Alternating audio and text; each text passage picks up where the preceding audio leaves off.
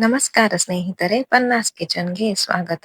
ನಾವಿವತ್ತು ರುಚಿ ರುಚಿಯಾಗಿರುವಂತಹ ತಾರ್ಲೆ ಮೀನಿನ ಫ್ರೈ ಮಾಡೋದು ಹೇಗೆ ಅಂತ ನೋಡೋಣ.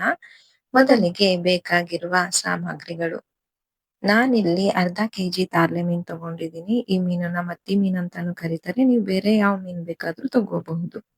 ಹಾಗೇನೆ ಚಿರೋಟಿ ರವೆ ಅರ್ಧ ಕಪ್, ಉಪ್ಪು ರುಚಿಗೆ ತಕ್ಕಷ್ಟು, ಅರಿಶಿನ ಪುಡಿ 1 ಚಮಚ, ಖಾರದ ಪುಡಿ 2 ಚಮಚ, 1 ನಿಂಬೆ ಹಣ್ಣಿನ ಗಾತ್ರದ ಹುಣಸೆ ಹಣ್ಣನ್ನ ನೀರಲ್ಲಿ ನೆನೆಸ್ಬಿಟ್ಟು ರಸ ತೆಗೆದಿಟ್ಕೊಂಡಿದ್ದೀನಿ. ಹಾಗೇನೆ ಕೊತ್ತಂಬರಿ ಸೊಪ್ಪು 1 ಚಮಚ, ಚಿಕ್ಕದಾಗಿ ಕಟ್ ಮಾಡ್ಕೊಂಡಿರೋ ಕರಿಬೇವಿನ ಸೊಪ್ಪು 1 ಚಮಚ.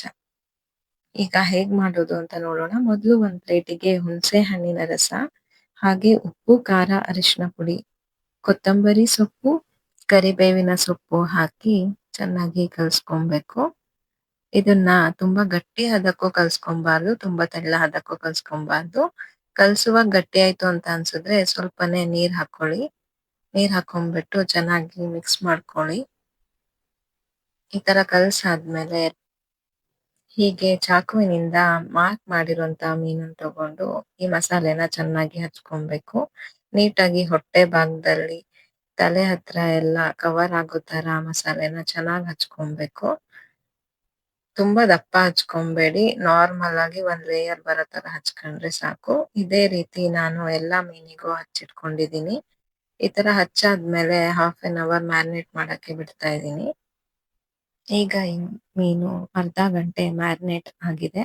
ನಂತರ ಕಾದಿರೋ ತವಾಗೆ ನಾನಿಲ್ಲಿ ಎಣ್ಣೆ ಹಾಕೋತಾ ಇದ್ದೀನಿ. ನಾನು ಕೊಬ್ಬರೆಣ್ಣೆ ಬಳಸ್ತಾ ಇದ್ದೀನಿ. ನೀವ್ ಯಾವ ಎಣ್ಣೆ ಬೇಕಾದ್ರೂ ಬಳಸ್ಬಹುದು. ಈ ಮ್ಯಾರಿನೇಟ್ ಆಗಿರೋ ಮೀನನ್ನ ಹೇಗಿದೆಯೋ ಹಾಗೆ ತಗೊಂಡ್ಬಿಟ್ಟು ರವೆಯಲ್ಲಿ ಚೆನ್ನಾಗಿ ಡಿಪ್ ಮಾಡ್ತಾ ಇದ್ದೀನಿ. ಮತ್ತೆ ಮಸಾಲೆನ ಹಚ್ಚಕ್ಕೆ ಟ್ರೈ ಮಾಡ್ಬಾರ್ದು. ಒಂದ್ ಲೇಯರ್ ಒಣಗಿರತ್ತೆ, ಅದನ್ನ ಹಾಗೆ ಹಚ್ಚಿದ್ರೆ ಮಾತ್ರ ಫ್ರೈ ಮಾಡುವಾಗ ರವ ಬಿಟ್ಕೊಳಲ್ಲ, ಇಲ್ಲಾಂದ್ರೆ ಬಿಟ್ಕೊಂಡ್ಬಿಡತ್ತೆ. ಈಗ ಈ ಮೀನನ್ನ ಚೆನ್ನಾಗಿ ಕಾದಿರೋ ತವಾ ಮೇಲೆ ಒಂದೊಂದೇ ಹಾಕೋತಾ ಇದ್ದೀನಿ. ಹಾಕೊಂಡ್ಬಿಟ್ಟು ಮೇಲ್ಗಡೆನೂ ಸ್ವಲ್ಪ ಎಣ್ಣೆನ ಹಾಕೋತಾ ಇದ್ದೀನಿ. ಈ ಮೀನು ಒಂದ್ 3 ನಿಮಿಷ ಚೆನ್ನಾಗಿ ಬೇಯಬೇಕು. ಬೇಯಕ್ಕೂ ಮುಂಚೆನೆ ತಿರ್ಗ್ಸೋಕೆ ಟ್ರೈ ಮಾಡ್ಬೇಡಿ. ಒಂದ್ 3 ನಿಮಿಷ ಬೆಂದಾದ್ಮೇಲೆ ಇದನ್ನ ತಿರ್ಗ್ಸ್ ಹಾಕೋತಾ ಇದ್ದೀನಿ. ಈ ತರ ಎಲ್ಲಾ ಮೀನನ್ನು ತಿರ್ಗ್ಸ್ ಹಾಕೋಬೇಕು. ಎರಡೂ ಕಡೆನೂ ಮೀಡಿಯಂ ಫ್ಲೇಮ್ ಅಲ್ಲಿ ಒಂದ್ 3 ರಿಂದ 4 ನಿಮಿಷ ಚೆನ್ನಾಗಿ ಬೇಯಿಸ್ಕೋಬೇಕು. ಎರಡು ಕಡೆ ಚೆನ್ನಾಗಿ ಬೇಯಿಸಾದ್ಮೇಲೆ ಅದನ್ನ ಗೋಡೆ ಮಾಡಿ ಕೂಡ ಬೆನ್ನು ಹೊಟ್ಟೆ ಭಾಗದಲ್ಲೂ ಸ್ವಲ್ಪ ಕ್ರಿಸ್ಪಿಯಾಗಿ ರೋಸ್ಟ್ ಆಗೋ ತರ ಬೇಯಿಸ್ಕೋಬೇಕು. ಈಗ ರುಚಿ ರುಚಿಯಾಗಿರುವಂತಹ ತಾರ್ಲೆ ಮೀನಿನ ತವಾ ಫ್ರೈ ರೆಡಿ ಆಗಿದೆ. ತುಂಬಾನೇ ಟೇಸ್ಟಿ ಆಗಿರತ್ತೆ. ನೀವು ಒಂದ್ಸಲ ಮನೇಲಿ ಟ್ರೈ ಮಾಡಿ ನೋಡಿ. ಹೇಗ್ ಬಂತು ಅಂತ ಕಮೆಂಟ್ ಮೂಲಕ ನಂಗೆ ತಿಳಿಸಿ.